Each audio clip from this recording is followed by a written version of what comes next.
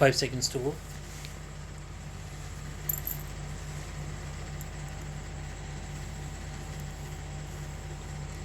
Start. From the principles that have been stated out by the Constitution Bench, it is perceptible that a tribunal is established under a statute to adjudicate upon disputes arising under the said statute. The tribunal under the RDB Act has been established with a specific purpose, and we have already focused on the same.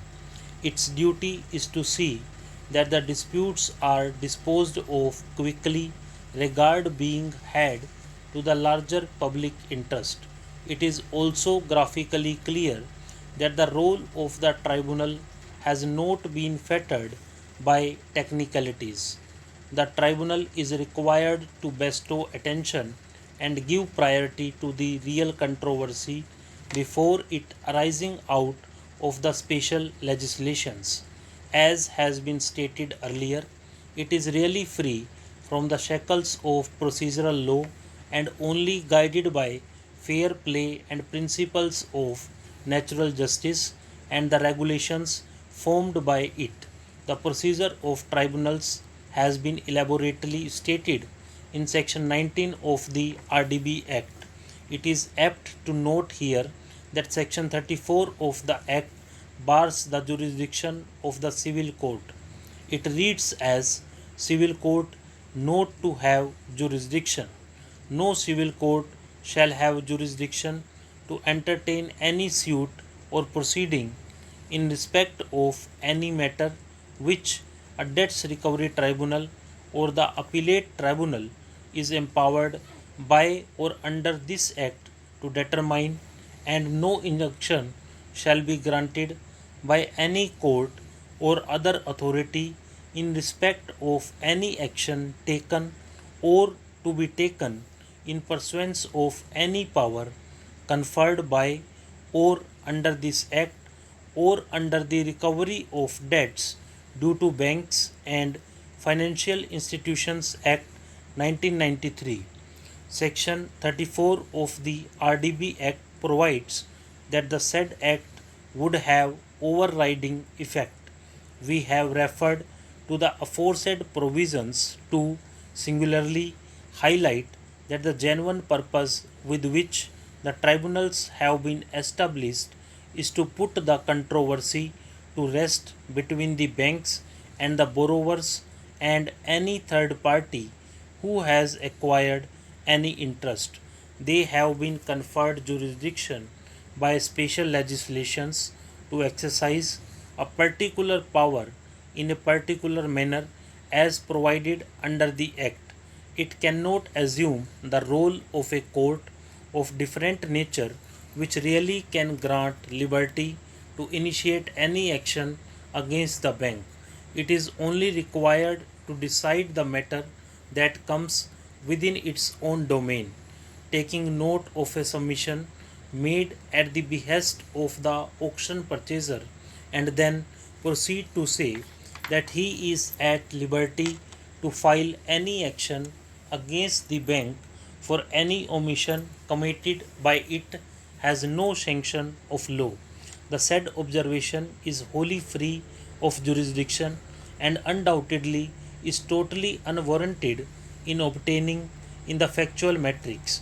Therefore, we have no hesitation in deleting the observation, namely, liberty is also given to the auction purchaser to file action against the bank for any omission committed by it, as we have directed for deletion. For the same reasons, we also set aside the judgment of the High Court whereby it has declined to interfere with the grant of liberty by the DRAT.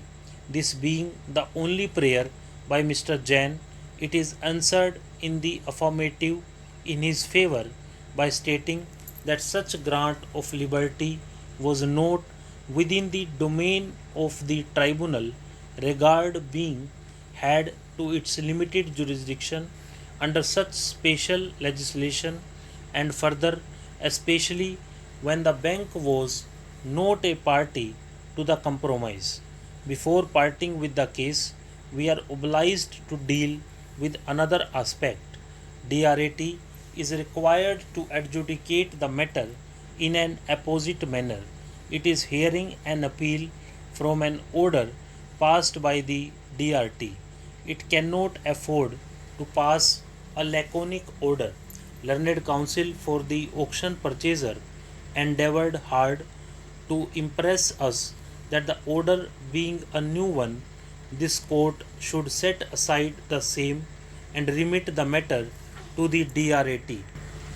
The said prayer has been seriously opposed by Mr. Jain, learned senior counsel for the appellant bank, and Mr. Dham, learned counsel for the borrower.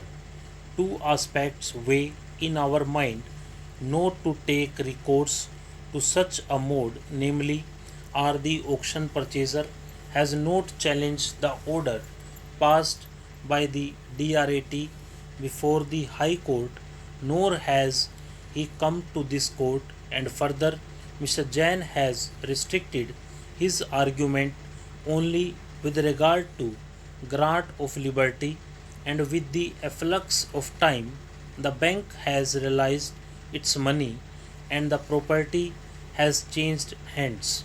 It can be stated with certitude that it is absolutely unnecessary to direct the DRAT to proceed with the appeal de novo. Hence, we refrain from adopting the said course. Resultantly, the appeal is allowed to the extent indicated herein above.